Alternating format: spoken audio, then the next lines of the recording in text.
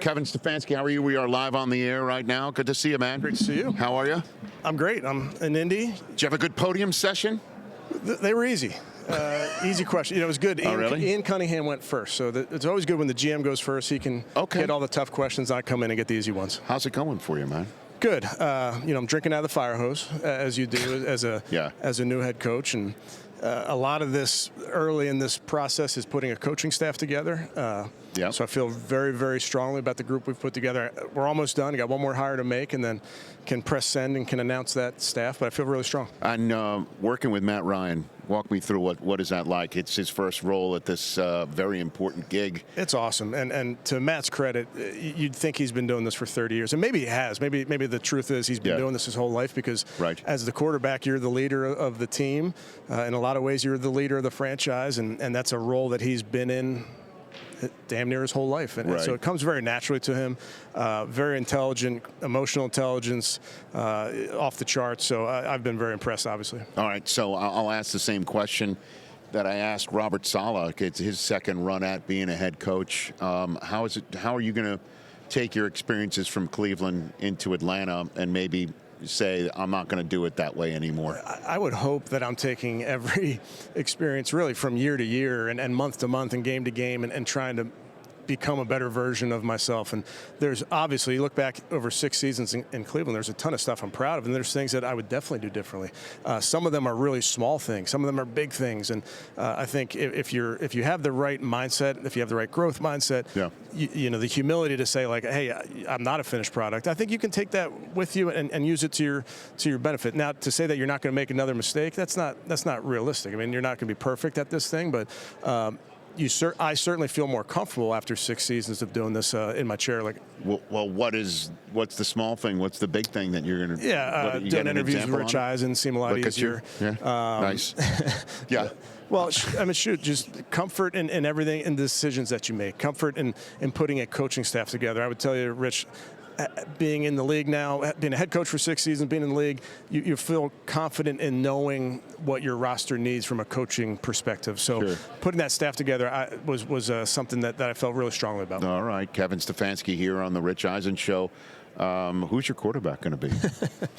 Well, it's February, so that doesn't matter. You can't ask me to be nuanced, Kevin. I'm very excited about Michael Penix, as you can imagine. Now, what's most important to Michael, and he knows this, and he's done an amazing job, is rehab. Yes. And he's getting healthy, and he's attacking his rehab. So I'm proud of where he is right now. He's definitely still has work to go, but he's just got to keep his head down. So he's doing. And then, do you have a plan if Kirk Cousins is available, or he will not be available? Or I know what's being reported out there right now. I think those are all things that we're working through. I think Ian and Matt and myself have had a lot of those discussions, and obviously Ian talked this morning about Kirk, and I think the world of Kirk. Obviously, have a personal relationship with him, but we're excited about what we have moving forward. Okay, and then Penix, what'd you see from him? I imagine I don't think so. I mean, obviously Watson was still, either healthy or coming back.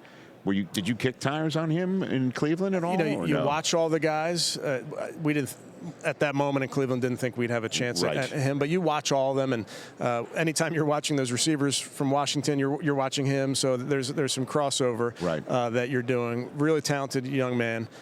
He's the highs on tape are quite impressive, and it's our job as coaches to put a system around him where we feel like he can go maximize his talent. But this is a young man that can make all the throws, is a good athlete. So excited about him. But again, what's most important for Michael is getting healthy. Well, in terms of excitement, right, and in terms of you being a coach, and how many kids do you have? I have 3. How old are they? 16, 13, 10. Okay, so bigger kids, bigger problems. I've got 17, 15, and 12, and there are times where I'll wake up in the middle of the night and I'll start thinking about work, and I got to turn my brain off. I imagine a head coach in the NFL is something similar to that. Yeah. But how tough is it to turn your brain off when you think about Bijan Robinson?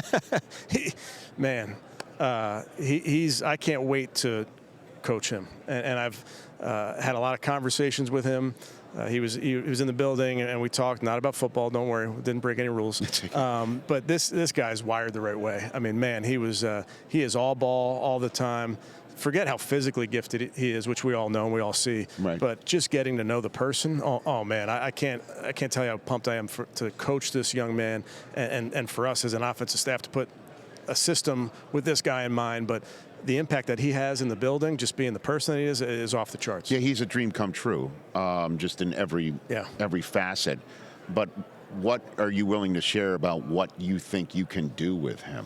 Like what do you got? I think to his credit and to Zach Robinson and the coaches he's had, they've done a great job with Bijan. So it's not something you have to wholesale change. It's not a wheel reinvention here. He's done a terrific job.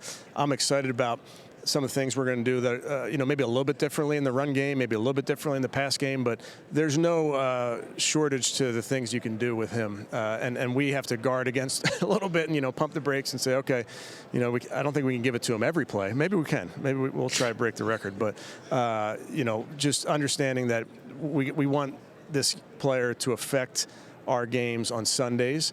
And what he can do in the pass game, what he can do in the run game is really, it's all untapped. Well, I mean, again, I know you spent your time in Cleveland, and certainly weren't talking fantasy football, but his usage has been a massive topic of conversation since he's come out. Whether he's used in the red zone, whether he's used to punch it in the end zone, whether he's used enough. Yeah. And I'm wondering where you land on that subject matter. Well, as a former fantasy player myself, I understand people's desires. I'm sure having him on their team. However, we're focused on that W at the end of the thing. I understand. And this comes from some. We had Nick Chubb. So anytime you didn't hand the ball to Nick, there was some boo birds there, which I do get.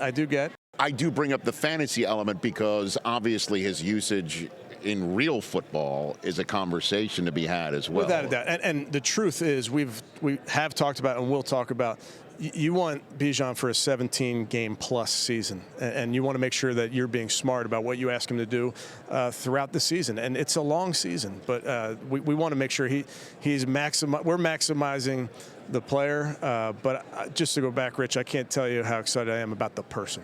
Yeah. Before I let you go, what's the most physically freakish thing you witnessed Myles Garrett do? Man. I mean, you could put on the highlight reels. Sure. Even if it's in practice. Even if it's in the weight room. Sure. Yeah, actually, you could do that too. You could put on the highlight reels. You could look at the weight room.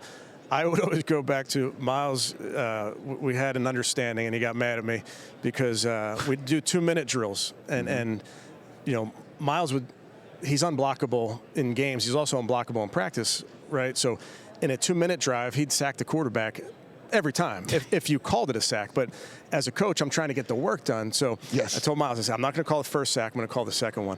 And I probably didn't do it enough to Myles' liking. But we also probably wouldn't have been a very good 2-minute offense because the drill would be shut down because he would just end it every time. So I marvel at what he can do physically.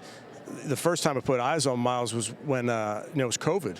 So we didn't have an off season. Then we had to show up for training camp, and I got to watch this guy bend. And I remember walking down the defensive line drills. I was just blown away. So, physically gifted, also just an incredible person. Was very, very lucky, blessed, you name it, to be able to coach him for 6 seasons. Yeah, and again, when you say you didn't call it, you let the first sack go. I let the first sack go. But I should have called the second one. Sometimes it did, but it was every single time Myles wanted that. I could have called the second, the third, and the fourth sack also. Yeah, but you got to practice your 2-minute drill. You got to get some work in. But he makes it very hard to practice against, and he also makes it very hard to play against. And we play those Cleveland Browns this season, so that's something that I don't know that any coach looks forward to going up against number 95. What's that going to be like for you, do you think? Yeah, I mean, I think so much of this, Rich, is the relationships that you build in this day and age. And it's not just, it's with players, it's with coaches, it's with the staff, it's with, all the people throughout that building. Those are friends, and those are really family. I mean, you spend so much time together. So, that'll be a special time for me.